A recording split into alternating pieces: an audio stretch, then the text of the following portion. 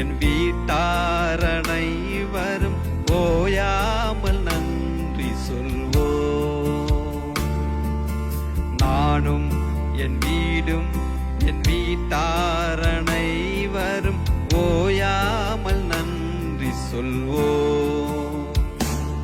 ஒரு கரு போல காத்தீரே நன்றி, என்னை சிதையாமல் சுமந்தீரே நன்றி. ஒரு கரு போல காத்தீரே